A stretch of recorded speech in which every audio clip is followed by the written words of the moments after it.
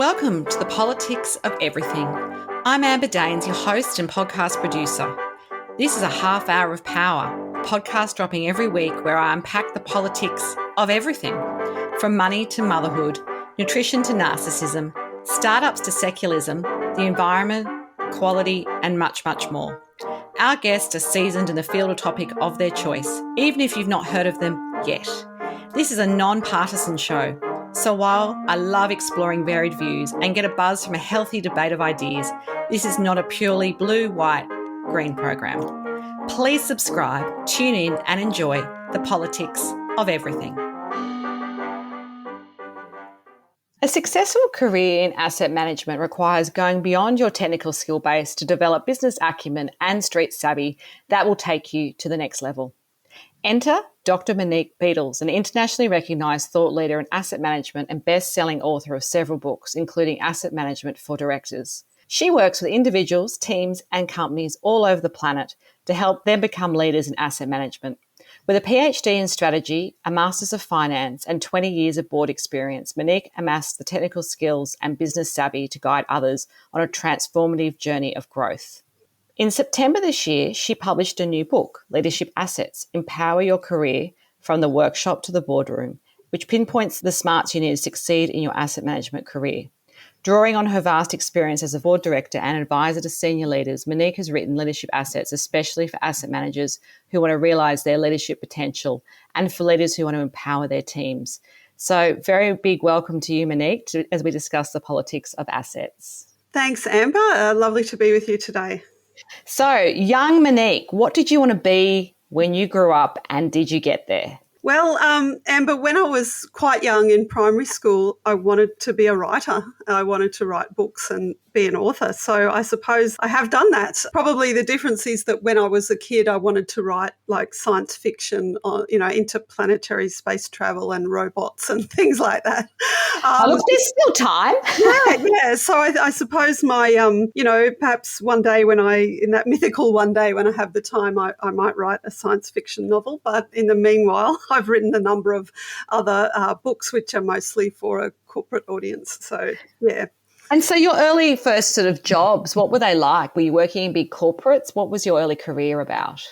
No, so actually my first degree was in pharmacy. So as I then did my PhD, so my undergrad was in pharmacy, but I wanted to work in the pharmaceutical industry.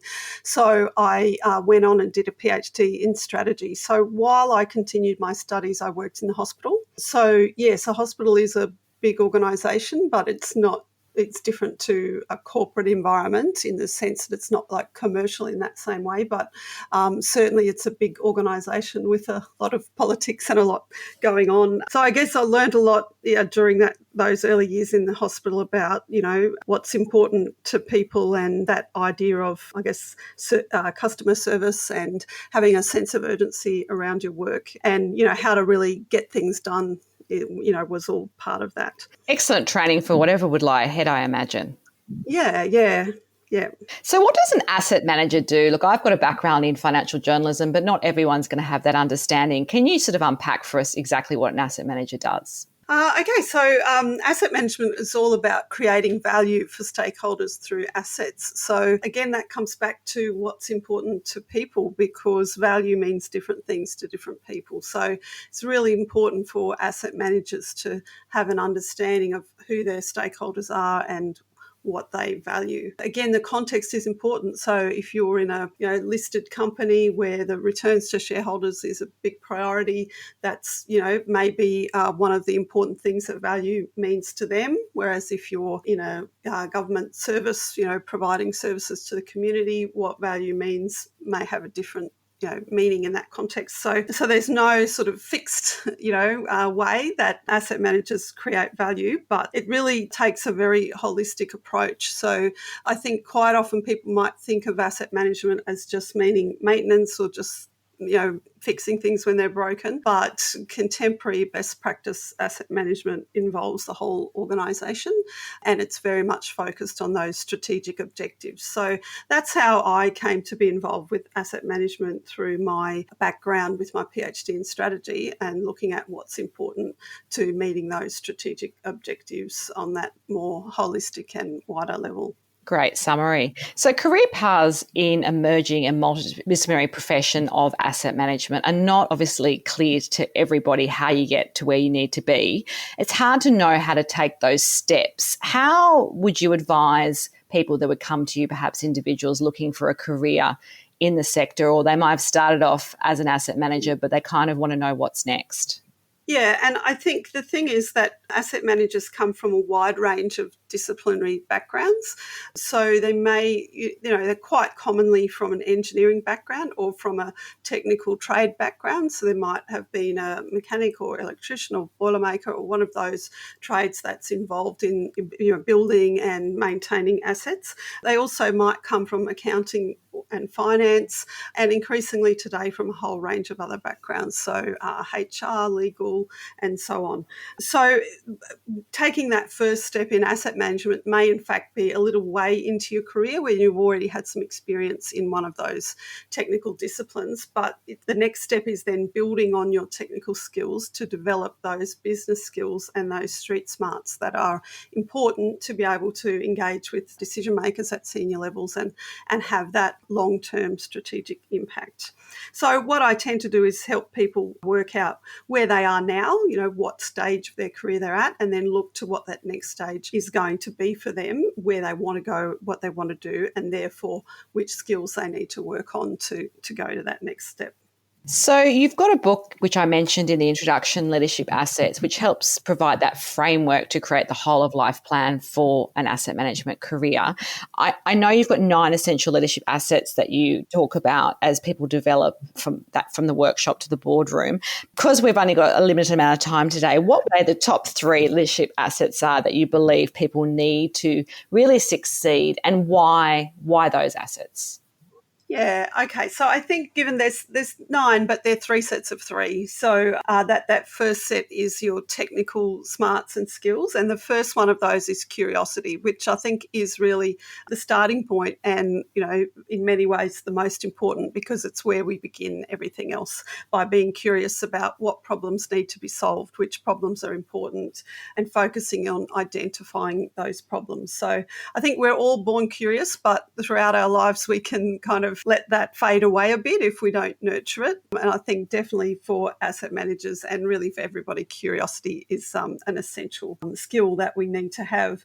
In those business smarts, which is the second category of leadership assets, I think I'd pick tenacity, because even though in this context it's about analysing risk and managing risk, if you're in that leadership position, it's really important that you've got to be tenacious and resilient. You've got to be able to keep turning up every day, regardless of the challenges you might be facing. And you've got to be able to carry your team, through those challenges as well. So I think tenacity is one of those really essential characteristics that we all need.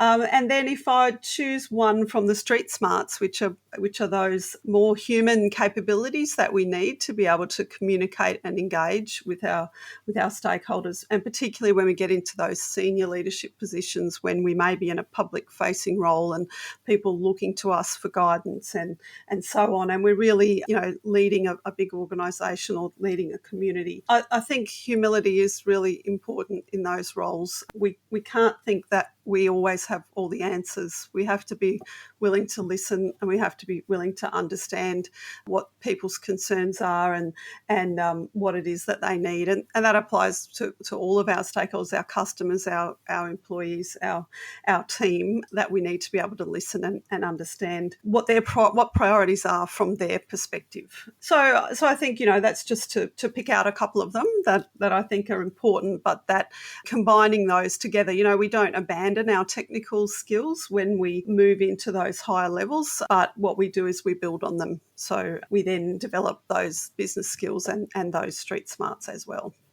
Excellent. So in your time, you've obviously had a long career in the sector. What has changed the most, do you think, in the last 2 decades as you've worked as a board director and an advisor for senior leaders? I'm thinking about technology changes, of course, and I guess priorities such as ESG principles that have had impacts. But is there anything really that stands out for you as, I guess, the biggest sort of change or changes that you've observed? Yeah, I think certainly technology plays a big part. I think what's changed a lot over those 20 years, and if I think back to the time when I was doing my PhD and I was focused on the pharmaceutical industry and their imperative for innovation in a biotech boom, and we might have looked at high-tech companies like biotech or, IT and so on as being those ones that I suppose had an imperative to innovate. But I think what's changed over these 20 years with the economic and environmental and social shifts we've had is that now everybody has an imperative to innovate. It doesn't matter what industry you're in, and even those that may be considered more traditional or more conservative, if they don't adapt to the changing world, they get left behind and become irrelevant and obsolete. So I think, certainly around the board table, directors are really concerned about disruption, looking to say, how do we stay ahead of the curve? How do we make sure that we're not going to be the next, industry or sector that's going to be wiped out by some new innovation or new business model that we didn't see coming? So I think having our finger on the pulse of that rapidly changing environment is really essential for board directors and decision makers. So what mistakes are the most common that you see for those in asset management careers, and how can they be avoided? Well, I think the biggest mistake is to think that it's all about the assets, whereas actually, as I've said from the beginning, what an asset manager is doing or what the purpose of asset management is to create value for stakeholders. So it's actually about those outcomes that we're delivering, whether that's for customers, for the community and so on. The assets are only there to serve the purpose, for which they exist. They don't exist in their own right, and they don't have value in their own right necessarily. So I think that's the thing, is to not be, I think the shift from, a more traditional approach to a more contemporary best practice is to move away from focusing on the technical aspects of the assets and move towards taking that more strategic viewpoint as to what are we trying to achieve and what assets do we need to help us achieve that. Absolutely. And is there some sort of matrix that you generally suggest for that? I mean, what's the process to actually identify those risks that you think works best? In terms of it, well, there are a whole range of tools that asset managers will use for looking at that. And certainly the introduction of the ISO 55000 suite of international standards has been a big, shift in terms of providing that framework for asset management globally that everyone can look to and say, okay, if we want to have a best practice asset management system, what does that look like and what does that involve? And so I think a lot of the frameworks now, or a lot of the tools that we use, are based around that standard. So it's really the starting point to say, okay, here's a consensus on what's accepted internationally as the way we should do things, and it gives you that starting point to then begin a journey of either aligning to those standards, perhaps being certified, and then eventually moving beyond that. So I think that's kind of the core sort of basis that most asset managers would work from. Yeah, that makes sense. Obviously, most of us get to our career point, to our business success, because we've had some fantastic mentors along the way who've guided us. And in my experience, particularly, I've had different mentors at different stages of my career in business. Who would be the one or two that really stand out for you, and why have they had such an impact on your life and career? Certainly, I'd say it's the same for me, that I've had a number of mentors over the years, and sometimes, that might be for a period of time. Sometimes it might just be very brief, where, you've had the opportunity to seek guidance from someone or interact with someone who's really, I guess, changed your perspective and helped set you up for that future journey. I think for me, definitely my PhD supervisor was a great mentor during that time when I when I did that, research and study, and I think provided me with a lot of deep thinking opportunities and a lot of really, interesting conversations that helped me to think more deeply and more broadly about a whole range of things, and even about, my own career ambitions and what I was capable of achieving. So I think certainly he was a very important mentor to me, and has remained so, over the years since I finished that work. Also, a few years ago, I had the opportunity to go to the Harvard Business School and do one of their executive education programs. I'm assuming pre-COVID. It was pre-COVID, yes, thankfully. It was in 2012, so a few years ago. And one of the great things that they did there in the program I did was that they gave you a coach through, who you could work with individually as part of that program. So yes, you had the sort of group sessions in the case study method that they use, but you also did have a coach or a mentor who you could work with. So that was also fantastic. And even though it was only for a brief time period, it had a really big impact on my life and my career. And I think, in particular on my confidence and the way that I then chose to show up as a leader changed quite a bit after that experience. So I think that was also quite powerful. So so I think again throughout your life you need different advice at different times. You need different people at different times to sort of help you take that next step. Absolutely. A bit of fun now. If you could choose a favourite book, song or film, what would it be and why? Well, I'm a huge West Wing fan, so I still watch the reruns, over and over. I've got the whole box set DVDs. And then just prior to COVID, but in the recent years, there's also, I don't know if you know it, but there's a West Wing podcast called the West Wing Weekly, and they went through and would go over each episode, and they would interview, the actors, they'd interview like Aaron Sorkin, the directors, whole range of people involved with it. And even though it's 20 years on from when it was screened, it garnered a huge following. So that kind of got me back into it again, and we'll watch the episode, then listen to the podcast and then watch it again. So so that's one of my favourites, definitely. But that's a good one. That's a classic. I love that too. Yeah. Excellent. As we wrap up today, what would be your final takeaway message for us on the politics of assets?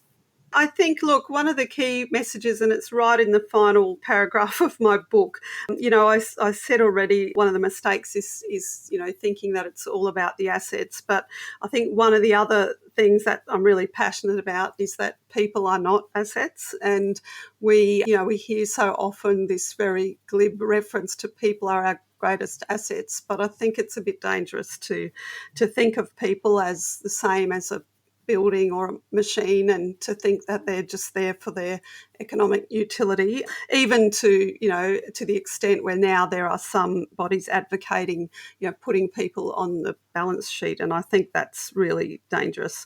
So people are not assets, but people are essential to asset management and our asset management systems and to creating value for our stakeholders. So I think we have to be human first in whatever work we're doing.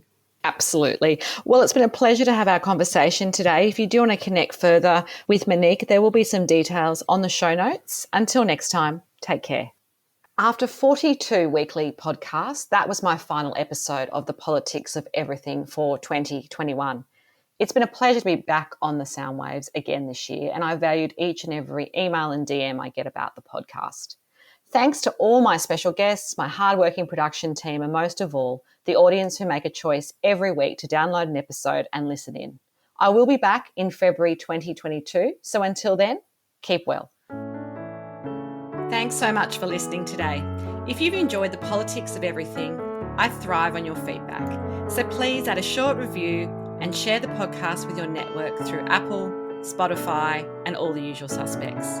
I'm always on the hunt for new and diverse guests, so if you or someone you know has a fresh idea you're busting to get out there, please email me at amber@amberdanes.com and my crew will get back to you very soon.